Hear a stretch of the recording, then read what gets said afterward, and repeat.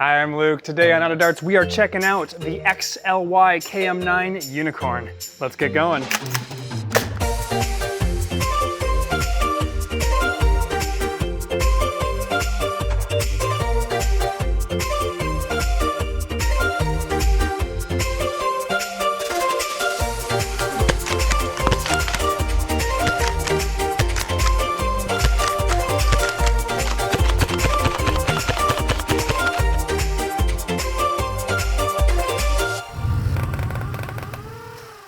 The XYL Unicorn is a brand new offering on the shop. So full disclaimer, this is a review video, but obviously I sell this on the shop. I've chosen to carry it on the shop, so keep that in mind as you listen to my review. This has been a very unique experience. And the reason I say unique is the company XYL that makes this blaster reached out to us late last year.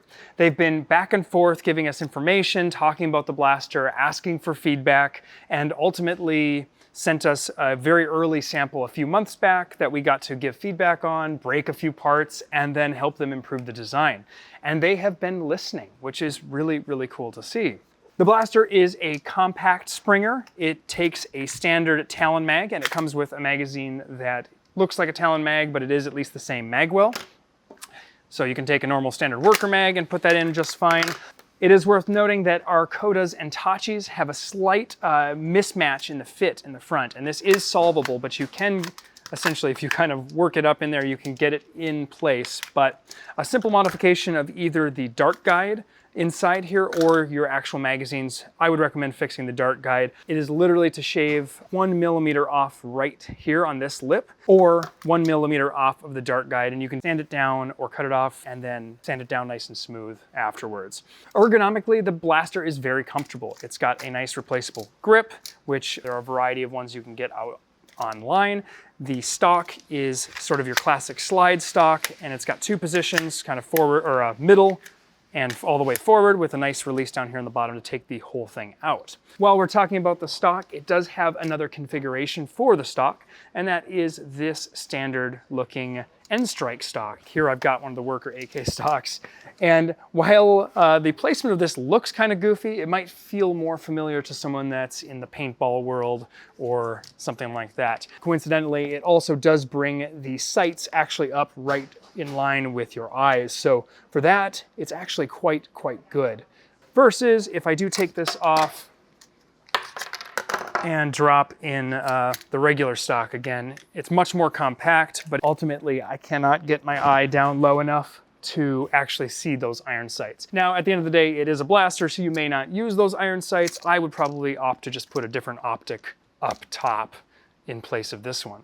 While I'm mentioning the top rail, you may notice that I just switched the direction of that. And the reason I switched that direction around is I wanted to just mention one issue we did see with the blaster is that if you put this in the configuration the other direction, you can actually scratch your plunger tube. That said, it won't hurt your plunger tube, and it doesn't seem to affect performance in any way, but if you switch it around this orientation, which I think looks very nice actually, then it will not make contact because you've got a little bit thicker space here. Seems like the screw is just a little bit too long, or perhaps it was intentional, but either way, the plunger tube is held in really well, and I don't see it causing any problems. But if you want to avoid scratching the plunger tube, this is a great direction to hold it. Up front, you're gonna see a slightly, maybe 15-degree angled foregrip, and it feels very, very good. It is easy to actually use, and it is very comfortable. It feels very good on my size hands. Fun fact, when we got the very first one of these, I primed this and it broke off immediately. So this was, of course, a pre-production sample, and we gave them the feedback, and they ultimately replaced that with a metal component in there, so they made it a lot stronger. On the left side, we've got a safety, and your mag release is one side only, and there is no way to swap that to the other side. So do keep that in mind. Now, one of my favorite things about this blaster is how easy it is to get apart and service. The stock comes off very easily. You don't have to take the stock off to take the blaster apart, but it is simply 2 pins, 1, 2, and you can get at all the internals. While I've got the internals open, you will see that we've got, of course, a metal plunger tube, we've got metal priming arms, we've got an aluminum barrel, we have a metal trigger group, and all of these orange pieces we see the trigger, the safety, the mag release, and the guard here, and the rear part where the stock goes in, they're all metal. They're all zinc-coated steel, which means you're gonna have really good durability. While we're talking about durability, the body of this is of course injection molded, but it's nylon. It's not ABS. This is the most robust feeling blaster I've virtually held, other than maybe some stuff Eli has made very custom, but this blaster feels rock solid. The plastic throughout, despite being nylon, is also thicker than most Nerf blasters, and it makes for a really, really robust blaster. Here you can kind of see a few details as far as the shell thickness, and it's just a very chunky, what I think is gonna be just a tank of a blaster. Very durable, very reliable, and it's just a nice blaster to service because it's so easy to get at. Out of the box, this blaster shoots just shy of 150, which I think is great because a lot of our games are going for that. Certainly our local games are doing that. In addition to the base blaster itself, we do also sell an upgraded barrel, which is just a bit longer. Looks about like that when it's installed. And then we sell two different upgrade springs, a 1.7 and a 1.8. I'll put the metrics on the screen that we actually have. That way you can kind of get a feel for what you can do. Another unique feature of the Unicorn is its priming mechanism. Now in this configuration, this is probably my favorite. It's a little bit like an Alpha Trooper or maybe a Talon Claw. We've just got an angled foregrip. I think that's really great. But additionally, you can do a Retaliator top style prime up here. You simply pull this off and screw in the top prime, and you can actually have both of these at the same time. So you can have this up here and prime over the top if you like that sort of Retaliator style top prime. I personally never really liked having my hand up here. It does feel kind of fun, but I would prefer to just have angled foregrip. So this is kind of the configuration I want to run it in myself. I feel like I've gone too long talking without actually firing off some shots. So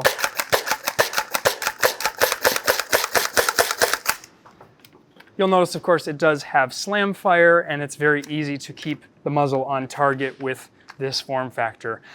I just always love how this blaster feels. It's just a nice chunky blaster, and at $95, I really think it's a tremendous value, especially considering all of the metal parts and the nylon shell.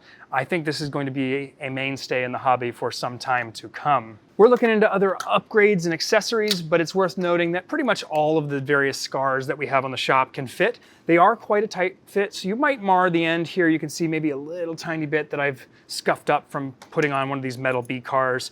But the OOD scar, the worker ones, the string scars, they all do fit, but they are a little bit tight. But it gives you more options to dial in your FPS, dial in your accuracy. I mean, my favorite, sometimes these are scars can be a lifesaver just to reduce FPS. So you can make a cap when you initially don't, or maybe you've got a specific hot day or something like that. But I think I'm gonna run it like this weekend after I get the FPS dialed in for our 150 game. Let's fire a few more out of the Koda here. So Koda's locked in, took a little finagling there. Like I said, I haven't done the modification yet.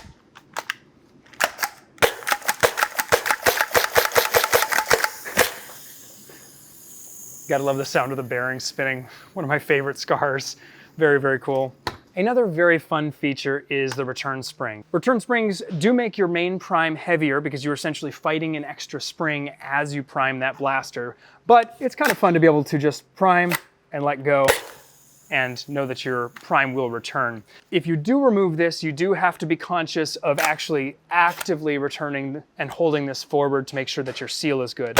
The spring serves a dual purpose of making sure that your air seal is tight and that you're deprimed or you're all the way forward on your prime. At the end of the day, I think the Unicorn is a tremendous offering. It is a beast, it's a tank. It's very compact. It comes in at a great price point. Again, we sell these on the shop, so keep that in mind, but I am overall very impressed. We wouldn't have put it on the shop if we didn't think it was a quality product, and the company's been really wonderful to work with. Let us know if you have any questions for us about the Unicorn. We'd be happy to answer you in the comments, and until next time, I'm out of darts.